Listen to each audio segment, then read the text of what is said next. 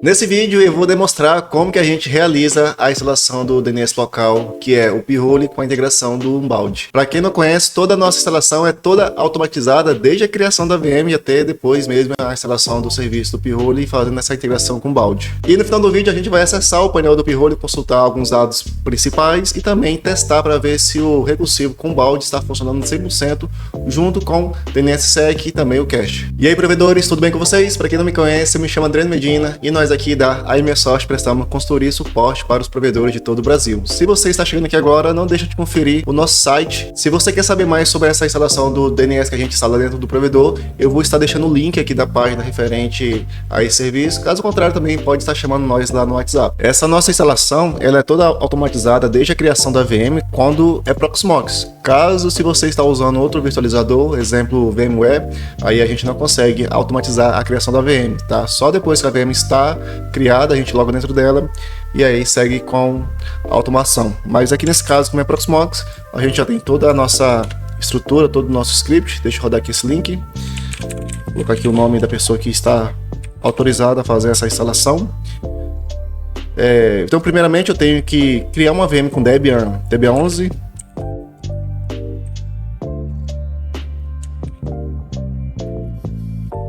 Dá unhas aqui. A senha poderosa para ter permissão nessa instalação. Aqui está pedindo se eu quero editar o arquivo. Nesse caso aqui eu não preciso editar o arquivo, posso seguir direto.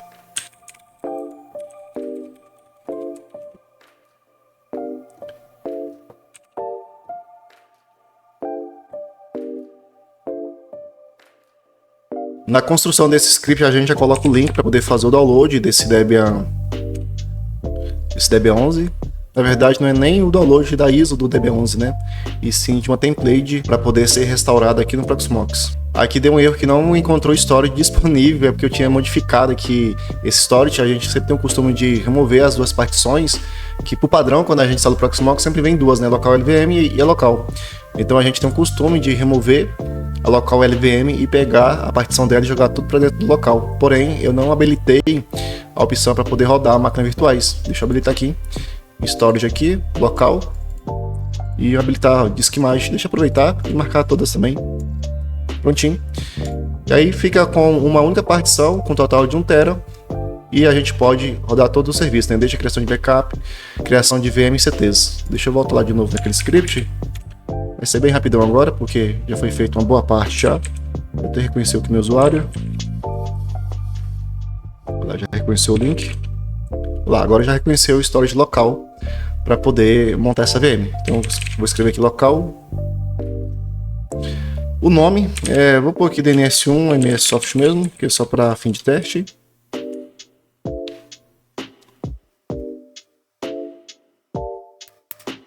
E prontinho, VM criada com sucesso. Aqui ele pede se eu quero a validação da assinatura, nesse momento não preciso fazer isso. E por padrão, a nossa VM ela é criada com 8 GB de RAM, 8 cores de CPU e um disco de 100 GB, tá bom? É um tamanho ideal para atender uma boa quantidade de clientes. Acredito que ultrapassa aqui mais de 5.000 assinantes que esse DNS vai conseguir atender usando esses recursos de hardware. É claro, se você tem um hardware potente igual essa máquina no geralzão, que é uma máquina com 36 CPU, 64 GB de RAM e um processador poderoso, com certeza sim, você pode dar mais performance, né? mais hardware para essa máquina, ok? Aqui nesse momento eu tenho que fazer umas mudanças de IP para eu conseguir acessar remotamente pelo SSH, que como é uma VM restaurada, a gente deixa nela um IP padrão para poder facilitar. O IP padrão que a gente deixa nessa VM, que vai ser o IP fornecido para poder usar com DNS local, geralmente é 255.3. Na parte de IPv6 eu não vou mexer, porque também essa rede não tem IPv6 para poder soltar aqui. If down, para poder desligar a placa de rede, informar a placa de rede, e comercial duas vezes, if up, ligar a placa de rede, e informar a placa de rede.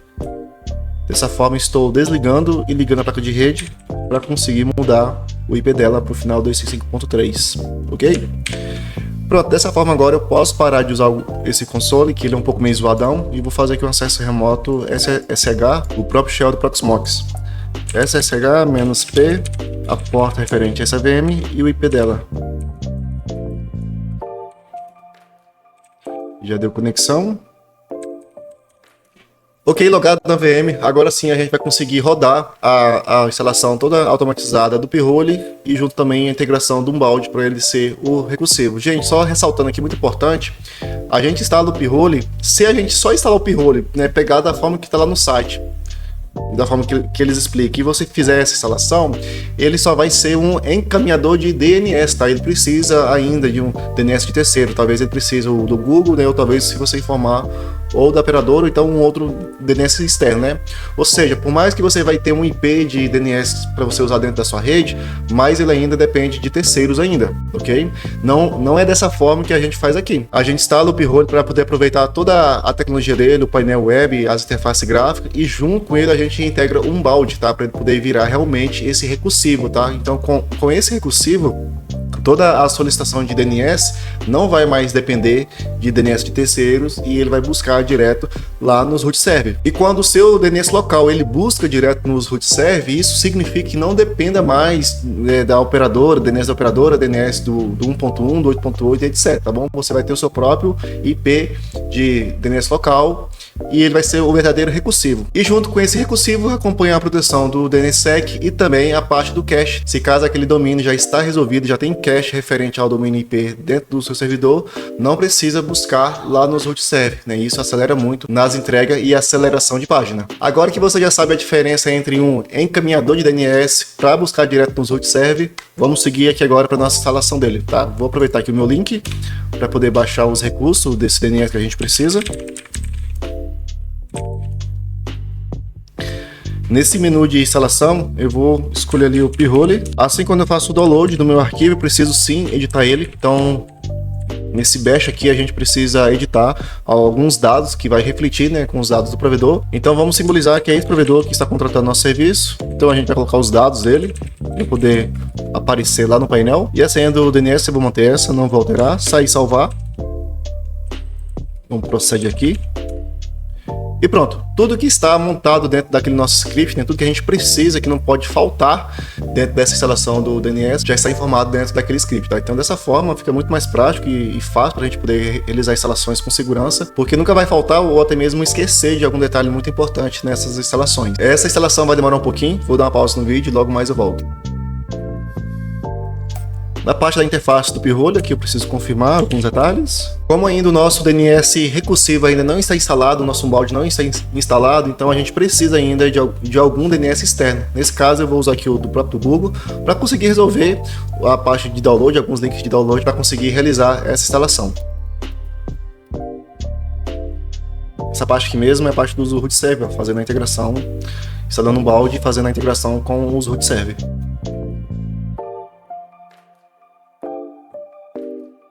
Assim, quando o painel do P-Hole está acessível, a gente precisa fazer algumas modificações e é bem chatinho de todas as instalações a gente precisar entrar em cada painel para poder fazer essas edições, então a gente já deixa tudo automatizado para fazer tudo por aqui, tá?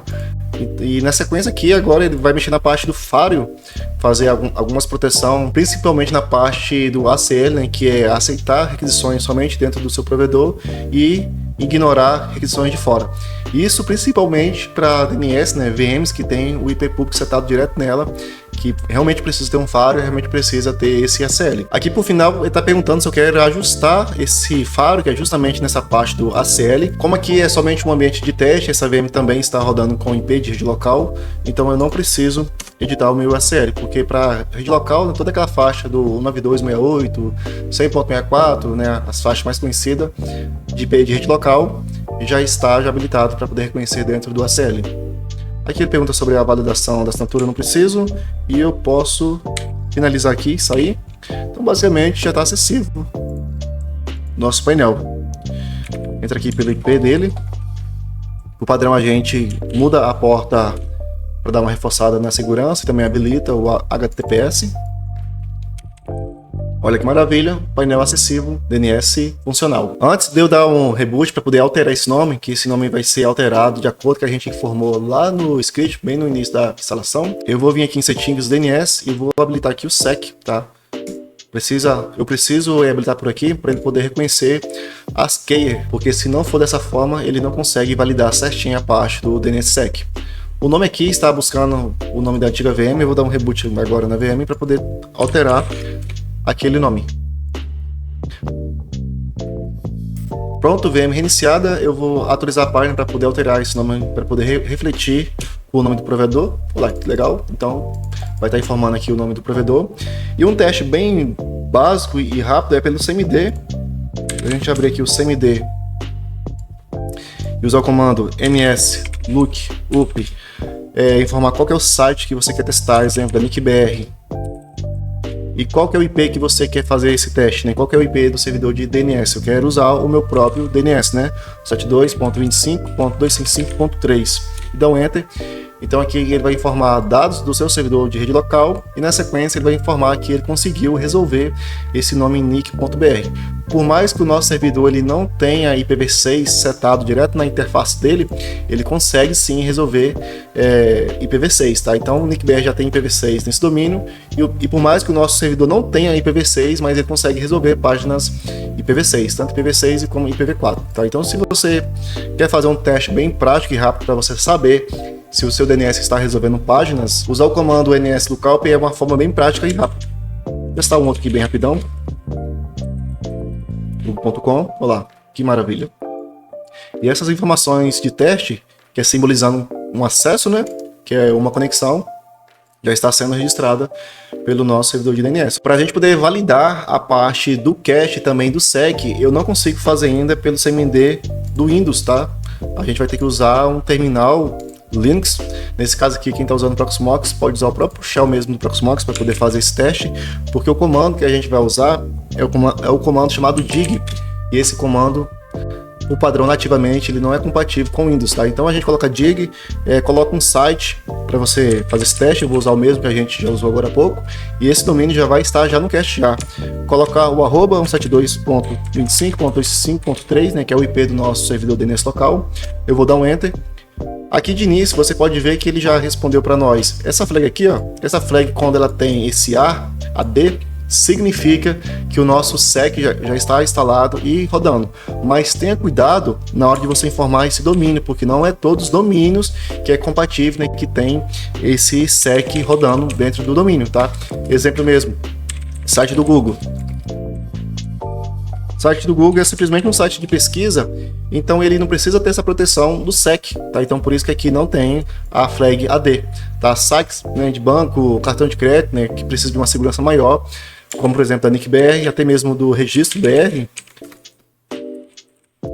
eles precisam ter o SEC, tá bom? Então, com alguns sites, né, que carrega essa proteção do SEC, usando o comando dig, você consegue saber se o seu servidor local, né, o nosso recursivo aqui que está usando um balde, né, se ele já está respondendo sim nessa parte do SEC. Na sequência, para a gente poder validar a parte do cache, é o seguinte: quando a gente roda o comando a primeira vez, o tempo ele vai dar alto aqui para ele conseguir resolver essa página, porque não tem ainda esse domínio, né, dentro do nosso servidor, então ele precisa buscar lá na internet, lá nos root server, para trazer para dentro do nosso servidor para poder fazer essa distribuição para os clientes.